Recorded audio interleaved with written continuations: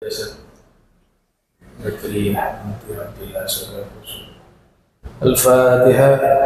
أعوذ بالله من الشيطان الرجيم. بسم الله الرحمن الرحيم. الحمد لله رب العالمين الرحمن الرحيم مالك يوم الدين. إياك نعبد وإياك نستعين. اهدنا الصراط المستقيم صراط الذين أنعمت عليهم غير المغضوب عليهم ولا الضالين. آمين.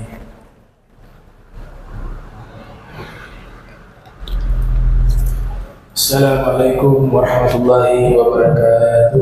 Waalaikumsalam warahmatullahi wabarakatuh. Alhamdulillahi rabbil alamin. Allahumma shalli wa sallim ala sayyidina Muhammadin khatamin nabiyyin wa ala alihi wa sahbihi ajma'in. Amma ba'du. Subhanaka la ilma lana illa ma 'allamtana innaka antal alimul hakim. Rabbi shrah li sadri wa yassir li amri wahlul 'uqdatam min lisani yafqahu qawli wasaddid lisani wahdi qalbi bihaqqi sayyidina Muhammadin sallallahu alaihi wa alihi wasallam. Ya man huwa fi ulumika, ya man huwa fi fi'li hamid, ya man huwa fi majdi matin. Allahumma akrimna bi nuril fahmi wa akhrijna min zulumatil wahmi wa subhana nabiyyin wa hifdil mursalin wa ilhama malaikatil mukarrabin. Rabbana zidna ilman wa fahma wa aqla ya akram akramin bihaqqi sayyidina Muhammadin khatamil anbiya wal mursalin. Ya rahman ya rahim. Sallallahu ala sayyidina Muhammadin wa ala alihi wa sahbihi wa baraka wa sallam. Alhamdulillahi rabbil alamin. Qala al-musannif rahimahullah wa radiyallahu ta'ala anhu wa nafa'ana bihi wa bi ulumihi wa amadana bi asrarihi wa a'adana min barakatihi fi darain. Radiyallahu ankum. Qissatu an-Nabi Yunus alaihi salam. Kanat Nainawa min ardil Mosul asimata dawlati Ashur. Tilka ad-dawlah allati basatat sultanaha ala معظم بلاد عرشها، وكان من أغنى وأعظم المدن الشرقية في ذلك الزمان. Alhamdulillah,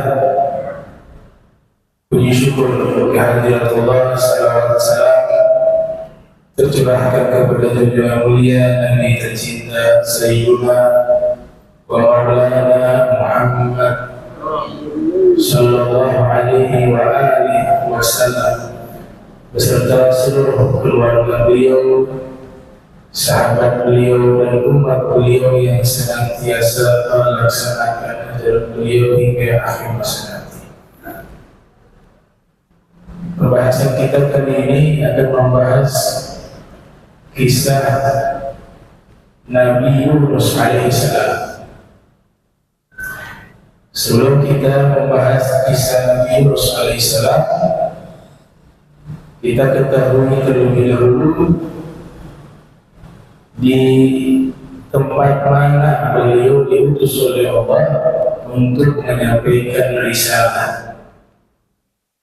Di sini disebutkan beliau berdakwah di satu tempat yang bernama Nainawa. Nainawa adalah satu kota yang ada di Irak Utara. Tepatnya di wilayah Mosul. Dan Nainawa menjadi ibu kota dari kerajaan yang ada di masa itu yang disebut dengan Daulah Ashur. Satu kerajaan yang maju di zaman itu, maju dari sisi militernya, maju dari sisi ilmu pengetahuannya, budayanya, peradabannya, dan arsitektur bangunannya yang megah di masa itu. Diperkirakan kisaran abad 3 sebelum Masehi. Di tempat itulah Nabi Yunus nanti akan berdakwah. Kekayaan melimpah di wilayah tersebut, termasuk wilayah yang subur, karena bersampingan dengan Sungai Tigris.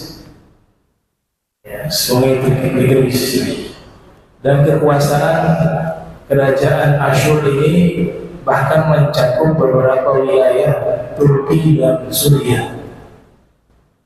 Itu cakupan wilayah Daulah Asyur. Bahkan sebagian besar wilayah-wilayah yang ada di Asia itu di bawah kekuasaan kerajaan Asyur. Kekayaan berlimpah dan kotanya menjadi kota yang paling modern di zamannya, sehingga penduduknya ini tenggelam dalam kemaksiatan, tenggelam dalam perbuatan yang buruk, yang sia-sia. Wa bil idhafa ila hadza faqad kana ahlul Nainawa ya'budun al-asnam, dan lebih lagi mereka menyembah berhala, tidak menyembah kepada Allah Subhanahu wa taala. Maka di saat itulah Allah mengutus seorang nabi yang bernama Nabi Allah Yunus alaihissalam. Nabi Yunus dikenal dalam tradisi Yahudi dan Nasrani dengan nama Yunan. Di dalam Islam dikenal dengan nama Yunus. Allah Ta'ala menyebut nama beliau di dalam Al-Quran kurang lebih 4 kali disebut di dalam Al-Quran. Bahkan di surat yang ke-10 di dalam Al-Quran dinamakan surat tersebut dengan nama beliau, surat Yunus. Dan beliau seorang nabi dan juga seorang rasul. Julukan beliau adalah Dzunun. Arti dari Dzunun, orang yang berada di dalam perut ikan yang besar, ikan paus, sehingga diberikan gelar Dzunun. Ayah beliau namanya Matta, jadi Yunus bin Matta. Waqala ba'dul ulama Matta nama ibu beliau, karena ayah beliau sudah meninggal dunia sedangkan beliau belum lahir pada waktu itu, sehingga orang-orang biasa menyebut nama beliau bin Matta. Matta adalah ibu beliau. Waqala ba'dul ulama Matta itu nama ayah beliau. Kalau ditelusuri nasab beliau sekalipun berdakwah dan menetap di Irak, tapi beliau ini adalah nabi yang berasal dari keturunan Bani Israel. Masih sambung nasabnya dengan Nabi Allah Ishaq bin Ibrahim alaihissalam. Dan nama beliau itu pun berasal dari bahasa Ibrani, ya, namanya Yunus. Ya, Yunus berasal dari bahasa Ibrani, artinya dalam bahasa Ibrani Yuna. Yuna itu artinya burung merpati atau burung dara. Itu nama beliau. Dan beliau hidup setelah masa Nabi Sulaiman alaihissalam, kurang lebih 600 tahun setelah Nabi Sulaiman alaihissalam. Beliau berdakwah di Nainawa sebagaimana nabi-nabi lainnya, rasul-rasul lainnya. Di waktu siang malam selalu beliau mengajak manusia untuk menyembah kepada Allah Ta'ala dan memeluk agama Islam. kurang lebih beliau berdakwah 33 tahun di Nainawa. Yang beriman hanya 2 orang. Ya, yang beriman hanya 2 orang. Jadi karakter masyarakat Nainawa itu sama persis dengan karakter masyarakat Nabi Nuh. Yang Nabi Nuh berdakwah hampir 1000 tahun. Yang beriman tidak lebih dari 100 orang.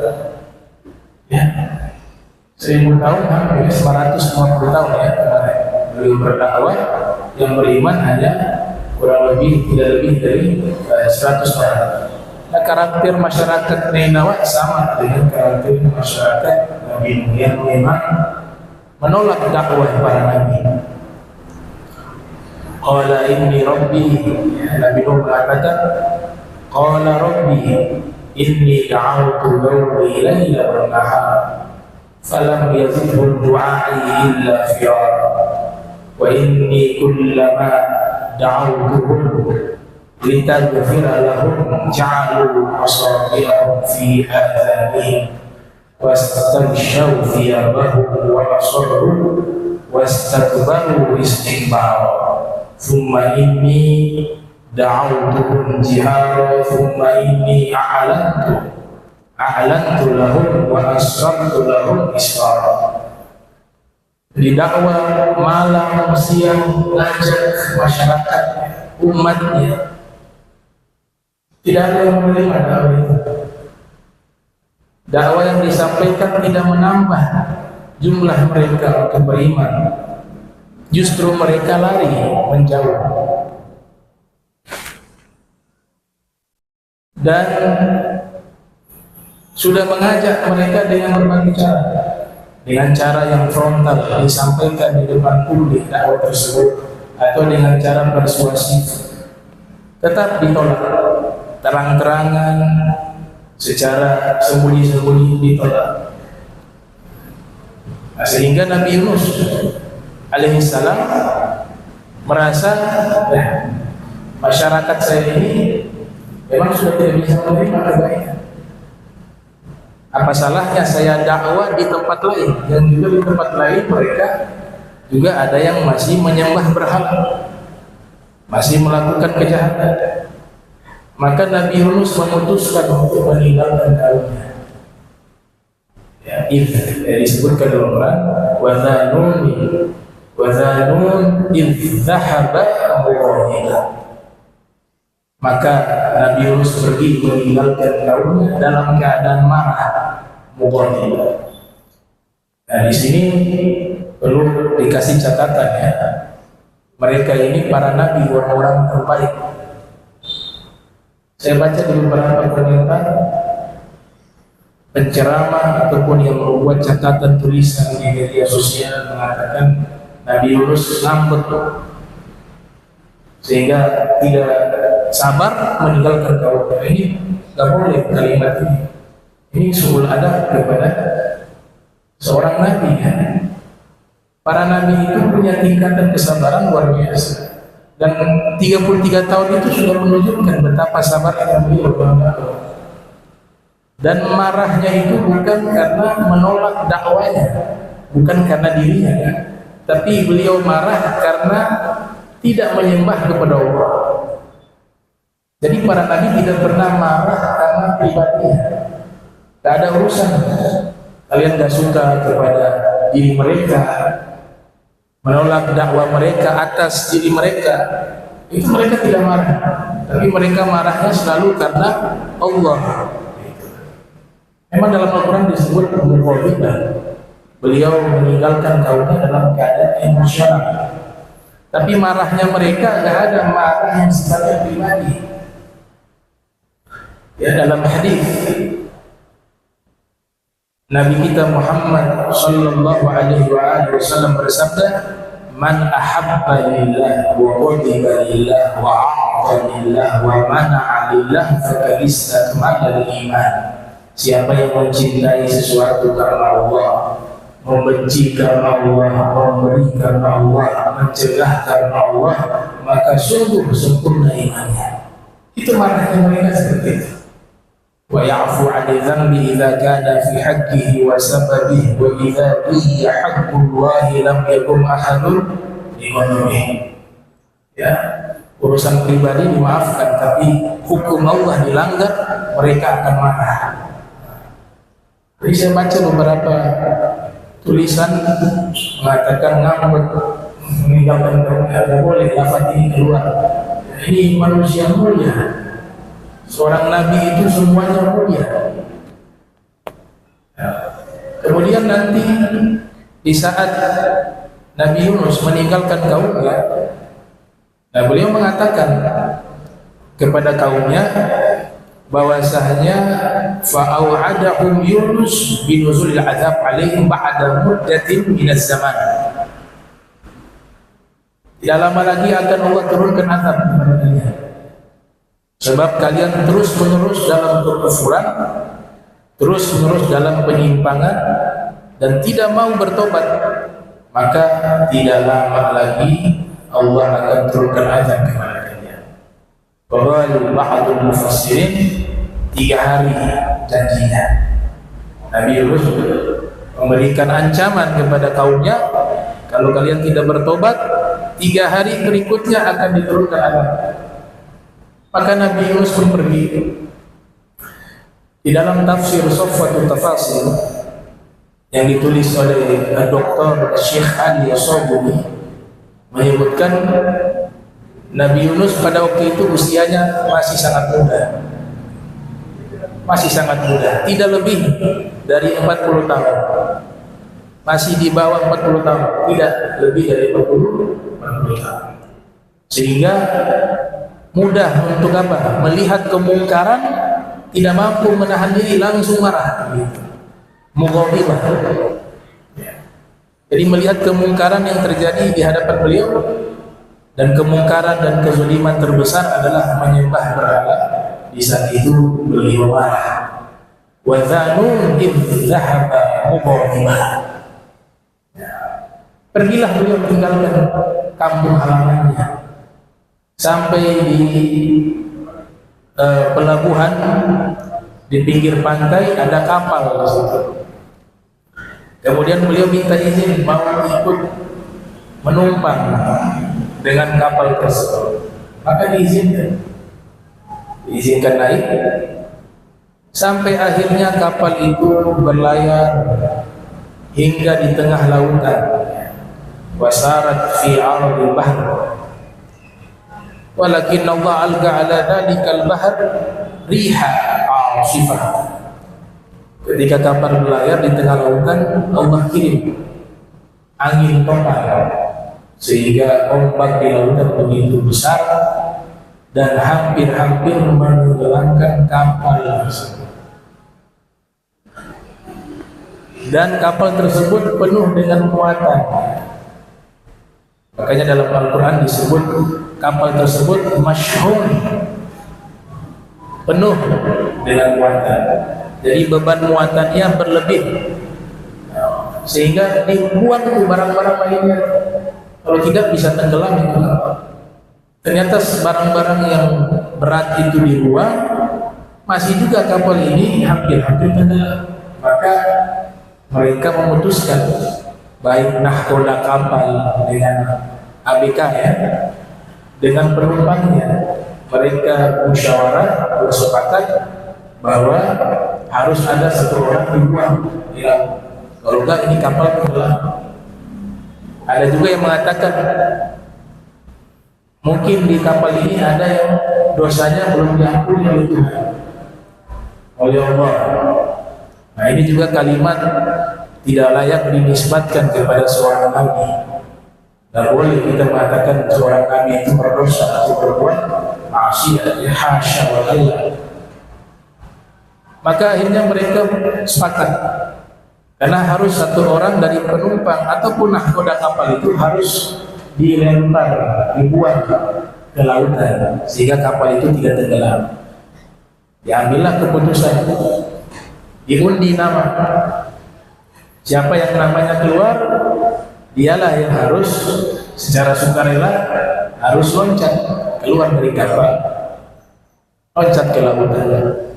Maka nama-nama tersebut ketika diundi, ternyata yang keluar nama Nabi Yunus. Orang-orang kenal figur Nabi Yunus, reputasinya baik, akhlaknya baik, ahli zikir, ahli ibadah, tidak ada cacat di biografinya. Maka mereka sepakat, oh jangan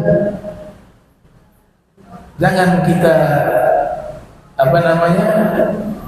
memutuskan untuk membuang Yunus keluar dari kampung. Dia orang baik. Coba kita undi yang kedua. Diundi yang kedua, Nabi Yunus sudah Nabi Yunus sudah pasrah. Baik, saya akan loncat. Mereka bilang jangan, kita undi lagi yang ketiga. Diundi yang ketiga kalinya, tetap nama beliau yang keluar.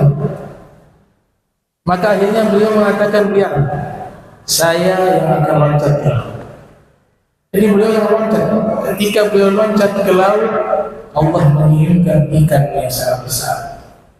Dalam surat As-Saffat disebut dengan Al-Hud, samakun kabirun azim, ikan yang sangat besar.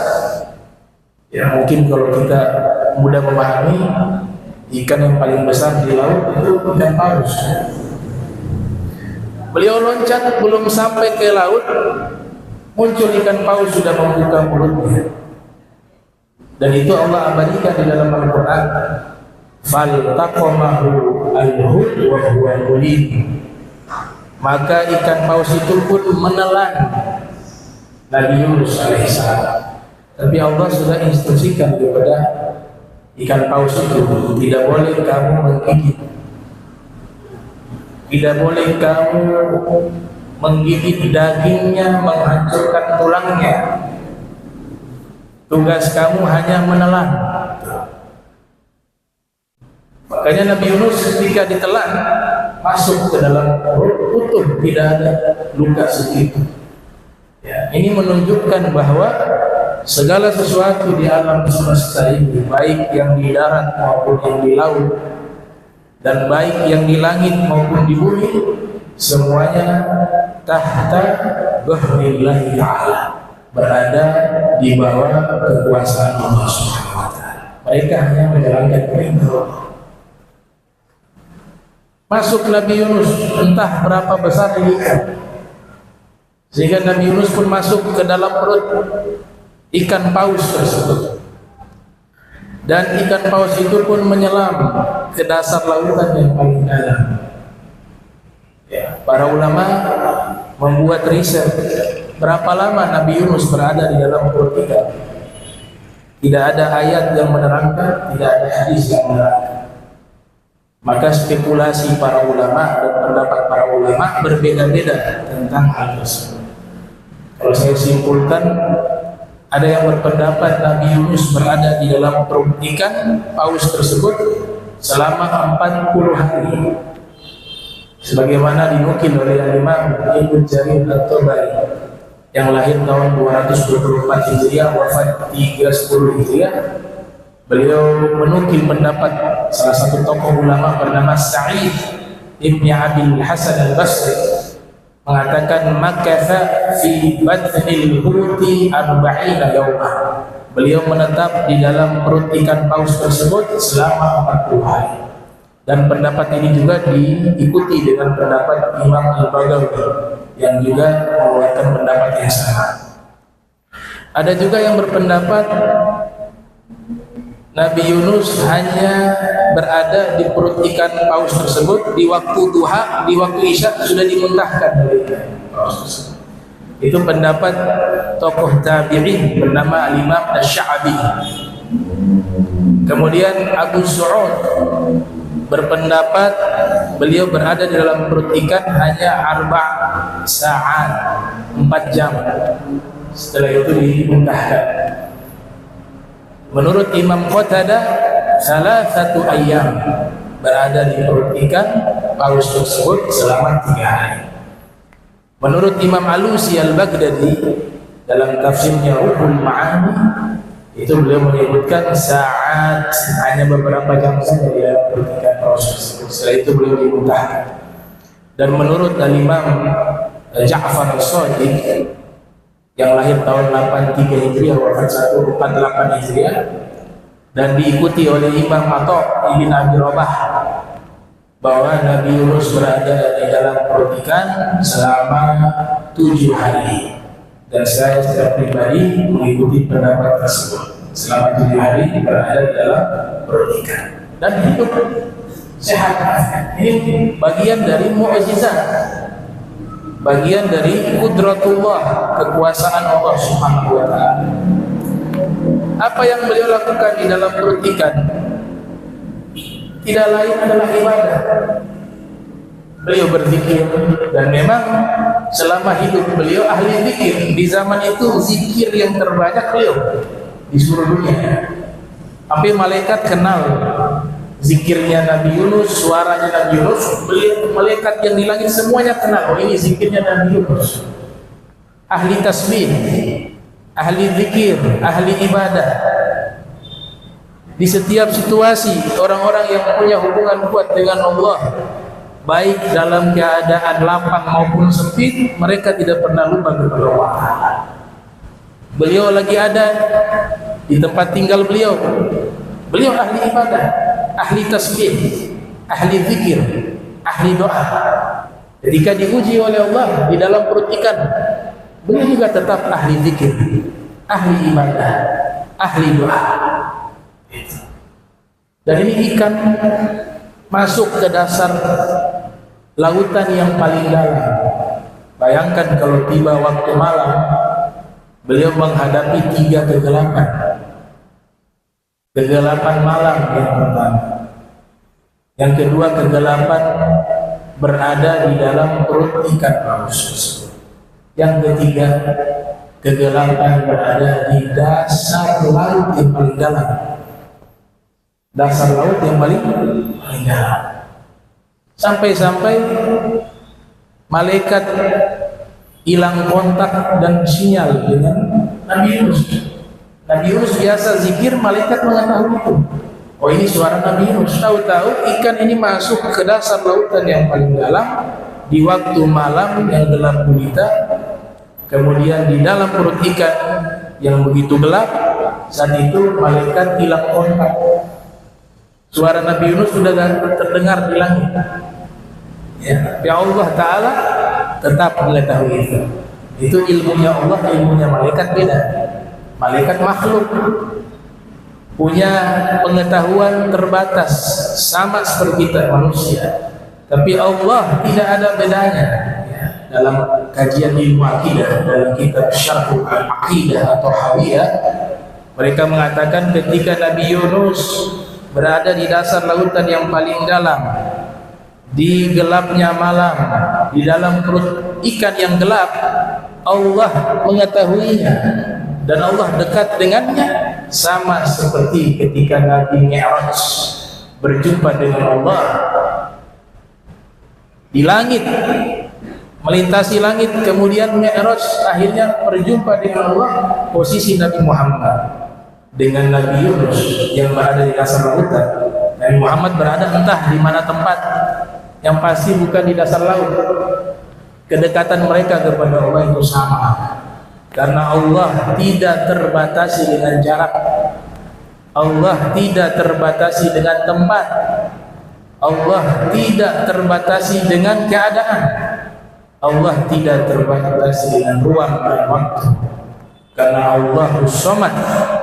Allah tidak butuh segala sesuatu, namun segala sesuatu butuh kepada Allah Subhanahu wa taala. Bisa dibayangkan ya, malaikat hilang kontak. Di dalam perut ikan beliau berzikir, berdoa. Falaula annahu minal musabbihina lalabitha fi batnihi ila yaumi yub'atsun. Jikalau Nabi Yunus bukan termasuk orang-orang yang senantiasa bertasbih kepada Allah, niscaya dia akan menetap di dalam perut ikan sampai hari kiamat, sampai hari kebangkitan.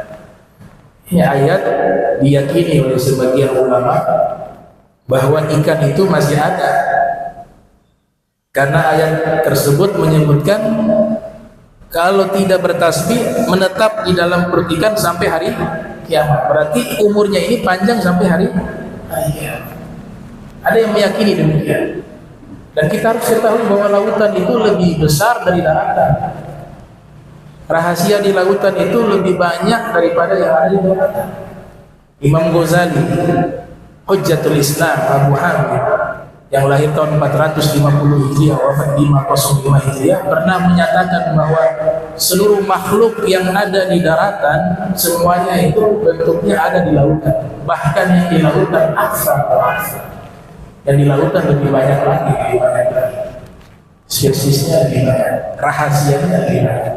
Sampai saat ini belum ada ilmuwan dalam ilmu kelautan yang mencapai dasar lautan paling dalam. Belum ada.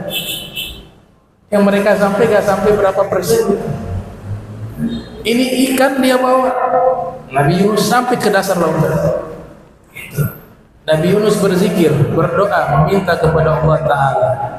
Di antara doa yang terkenal yang diabadikan di dalam Al-Quran, fanada fi sulmati, ya, la ilaha illa anta subhanaka inni kuntu minaz zalimin. Itu doanya Nabi Yunus ketika berada di dalam perut ikan. Nah, para ulama mengatakan doa ini jika diamalkan ketika seseorang menghadapi satu problem dan masalah, insya Allah Allah berikan solusi. Sebagaimana Nabi Yunus dalam keadaan problem dan bermasalah berada dalam perut ikan di dasar lautan yang paling dalam, Allah ijabah doa tersebut dan diselamatkan beliau. Ayat tadi juga menyebutkan fanada fi zulumat. Beliau menyeru di dalam kegelapan, bentuknya jamak bukan tunggal, karena berada di tiga kegelapan tadi. Ya, zulmatul bahril amik, kegelapan lautan yang sangat dalam, zulmatul lail, kegelapan malam hari, dan zulmatul jawfil hud, kegelapan berada di dalam perut ikan. Setelah beliau membaca doa tadi, ternyata sinyalnya terhubung dengan malaikat. Jadi ketika seorang hamba berdoa, maka frekuensi sinyal yang itu akan terhubung dengan Allah. Ketika sudah terhubung dengan Allah, maka malaikat pun akan terhubung sinyal tersebut. Maka malaikat mendengar doa itu. Tapi malaikat hilang apa? Lokasinya di mana? Enggak tahu. Tapi suaranya terdengar. Ketika Nabi Yunus ada di bumi, ya di daratan, itu suaranya terdengar dan lokasinya diketahui. Biasa kalau di kapal kan ada radar. Ini suaranya ada tapi tidak masuk di radarnya malaikat. Saking dalamnya itu lautan. Maka malaikat mengenali ini suara, ya Allah, ini suaranya Nabi Yunus. Kata Allah, benar itu suara kekasihku Yunus. Kenapa? Allah Ta'ala sekarang berada di dalam perut ikan. Gitu. Sebagai apa? Ini simulasi, bukan Allah menghukum. Ini juga kalimat, tidak pernah Allah menghukum para nabi. Kalau kita pikir salahnya apa coba? Tidak ada salahnya. Tapi ini simulasi agar nanti keluar ilmu dan hikmah bagi kita.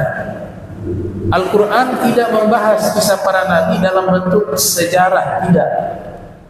Tapi tujuan Al-Quran, Allah berfirman menceritakan kisah para nabi dalam Al-Quran, tujuannya agar kita mengambil hikmah dan ilmu, bukan membahas biografi mereka. Makanya banyak para nabi yang disebutnya hanya nama, tidak disebut biografi. Ada kisah yang sangat singkat. Karena tujuan Al-Quran ingin menyampaikan kepada kita pelajaran, sehingga kita bisa memetik pelajaran tersebut.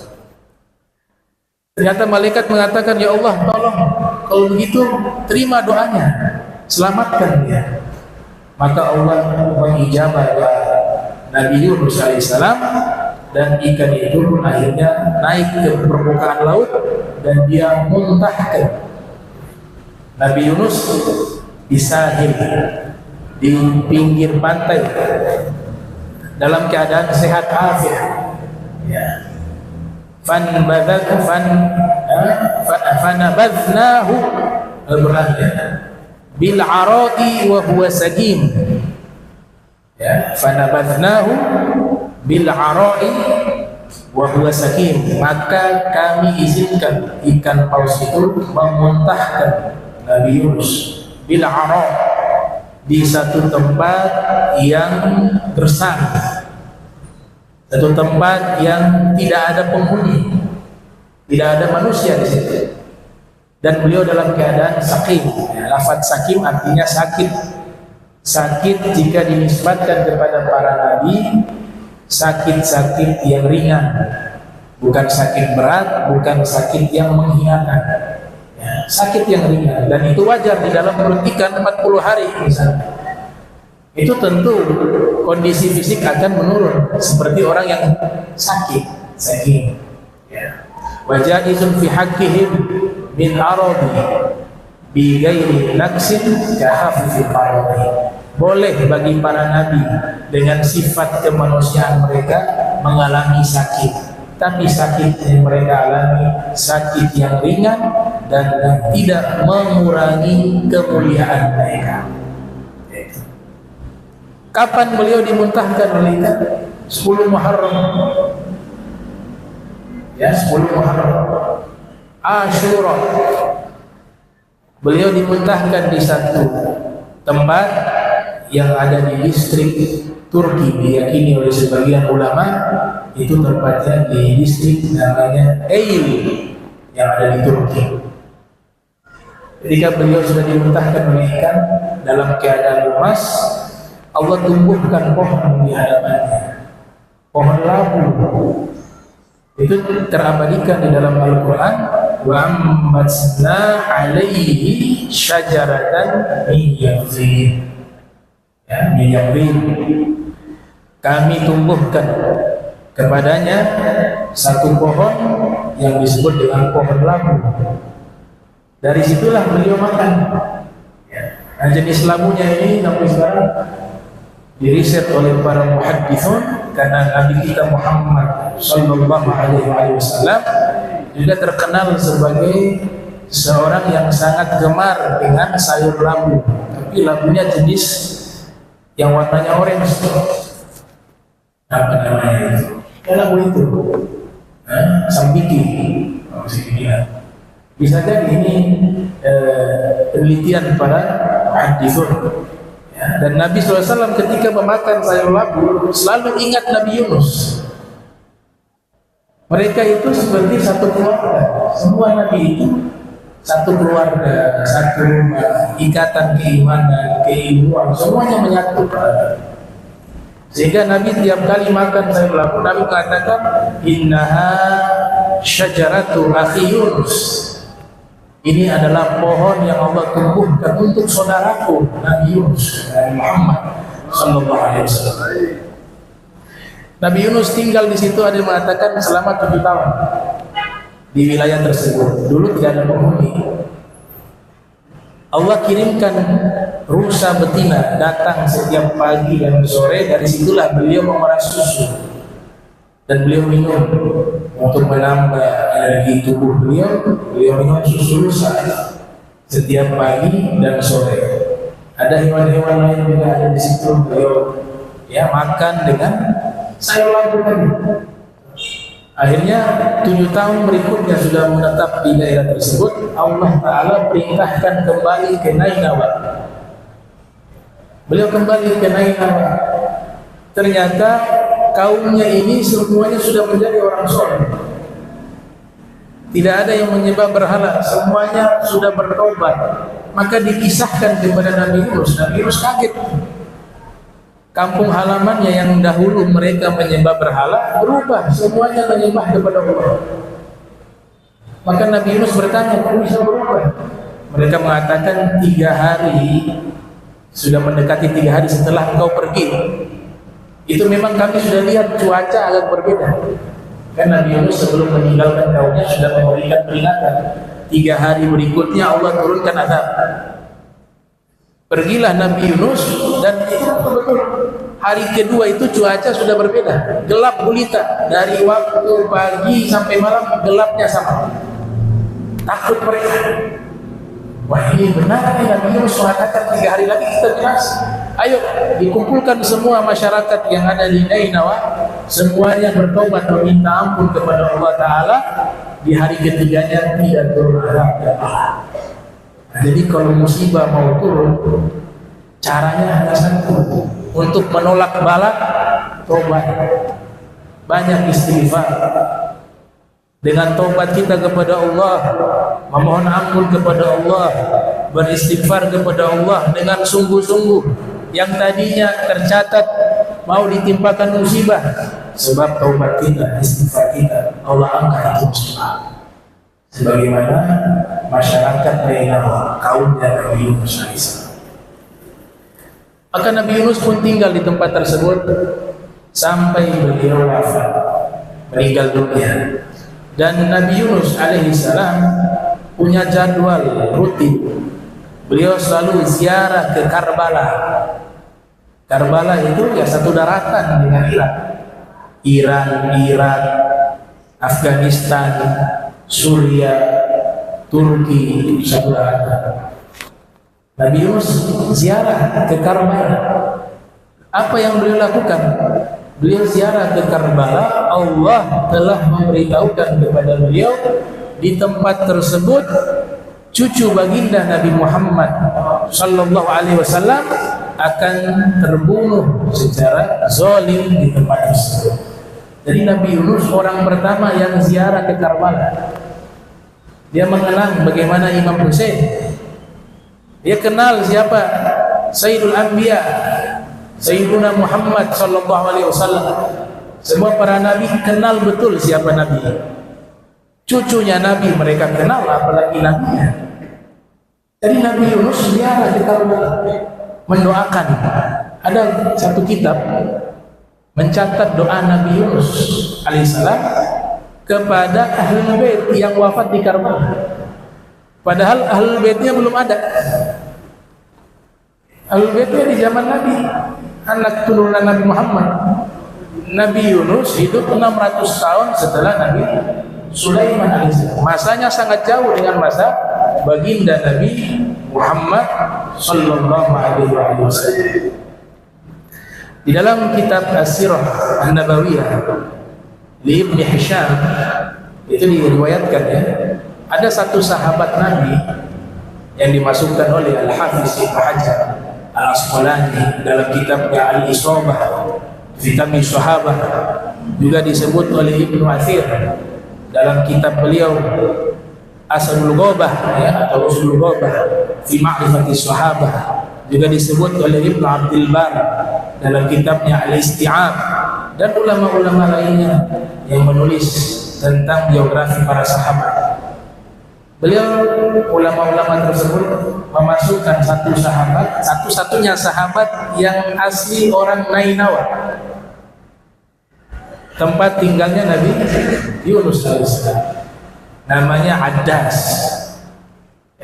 Itu termuat dalam kitab Tarikh Wasirah Nabawiyah. Ketika Nabi diusir di Taif, Nabi dengan Zaid bin Harithah, anak angkat beliau, diusir beliau. Kemudian beliau jalan sampai kurang lebih 3 mil dari Taif. Itu ada satu kebun anggur milik orang Makkah, yaitu Syaibah dan Utbah, kedua-duanya putra dari Rabi'ah. Nah, Ghazwatul Badar, perang Badar, mereka ini terbunuh, duel.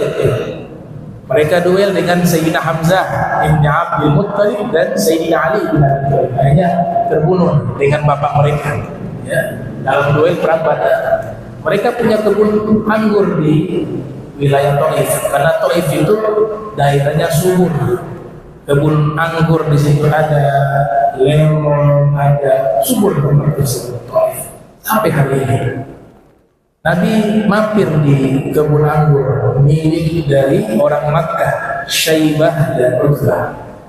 Nah, Syaibah dan Utbah punya budak atau punya pelayan namanya Addas. Addas inilah orang asli Nainawa. Syaibah melihat Nabi, ya hatinya kasihan. Ya, dia kasihan walaupun beda pandangan, bahkan beda dalam masalah keimanan, tapi mereka sama-sama orang asli Makkah. Maka dipanggillah Addas. Addas, ini ada anggur, kamu kasih kepada orang itu, tunjuk. Waktu itu Nabi sedang berteduh dengan Zaid bin Harithah.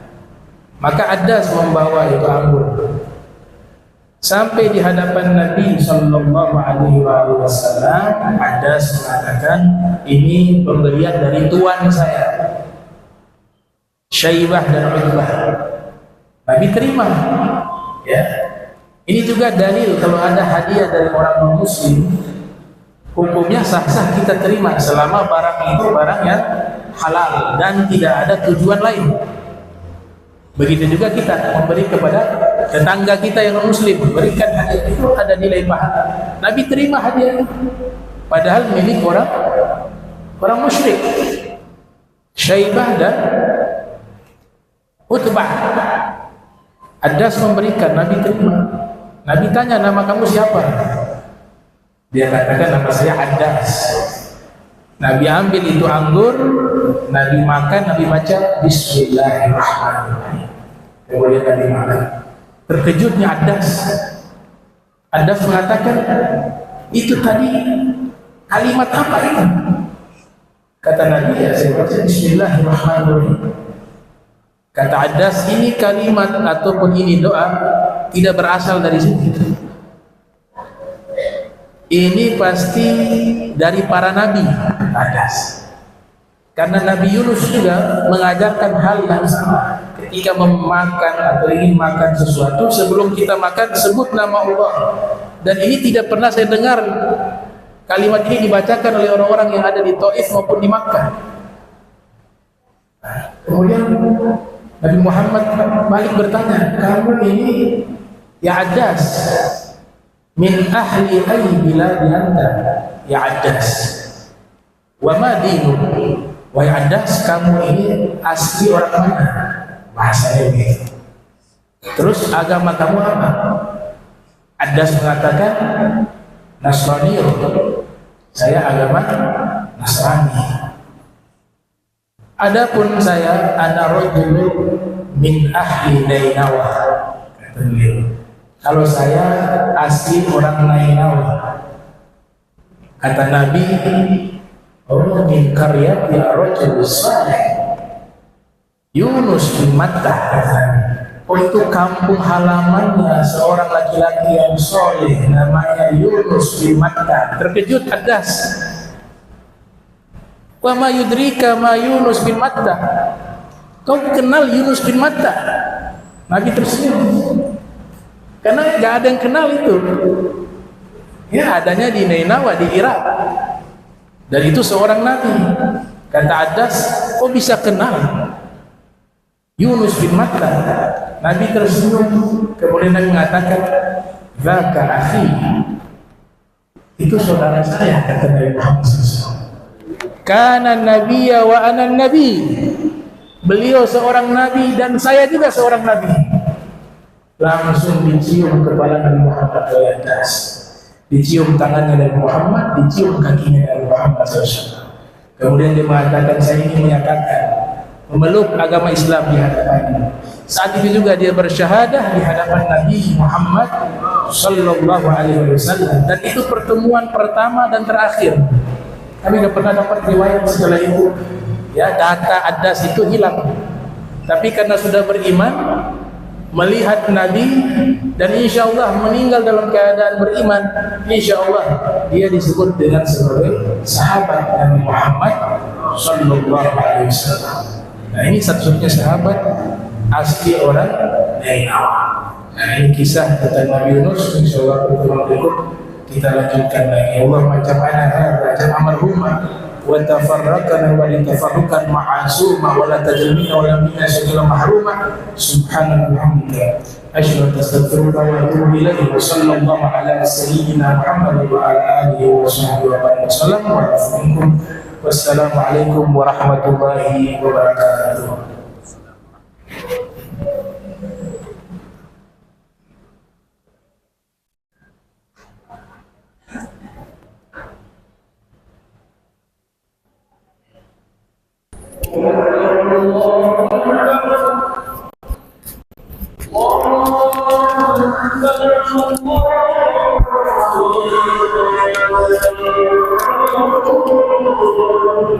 Allah